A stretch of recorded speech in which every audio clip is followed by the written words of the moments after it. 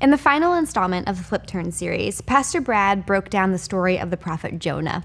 And he began with God's mission for Jonah, which was, if you can recall, to go to the people of Nineveh and to announce his judgment to them.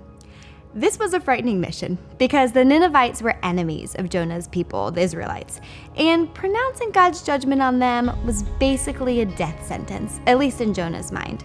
So, in fear, he hopped on a boat headed in the opposite direction.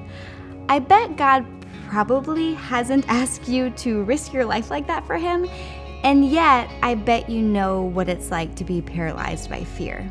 In fact, we're living in a time period in which mental health illnesses related to fear and anxiety are at an all-time high. What's interesting is that when the Bible talks about fear, it talks about two contrasting types. The first is the fear of the Lord, which is actually more akin to reverence.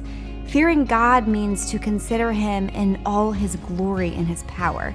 That type of fear is so beneficial because it gives us much needed perspective over the struggles of this life.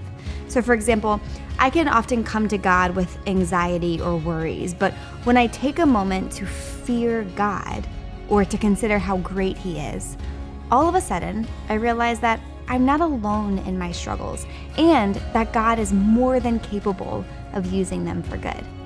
On the other hand, a common refrain in the Bible is do not fear, right? Or do not be afraid. This type of fear is the opposite of reverent fear. It completely disregards God and instead magnifies our worries and our struggles. I know this type of fear. I felt this last year when my husband nearly drowned in a fluke swimming accident at the beach. Jonah was experiencing that type of fear and facing the Ninevites. Literally, he feared for his life.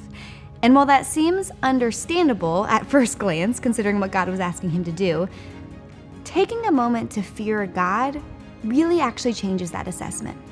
For example, the God of the universe, a God we know is loving and kind and compassionate and merciful, specifically chose Jonah for a special mission.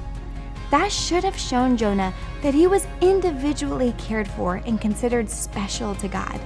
Not only that, but having a reverent fear of God should have relieved Jonah that God probably wasn't calling him to the Ninevites just to kill him. That doesn't track with the character of God. He isn't a condemning God. Even in his judgment, he is merciful. God was more likely inviting him to be the witness of a miracle. What does this mean for you today? Well, I'd encourage you to bring your fears and anxiety to God. But first, start with a posture of reverent fear. That is, remember who God is and what you know to be true about him. Then, let that understanding of God's power and love inform the way that you think about your fears.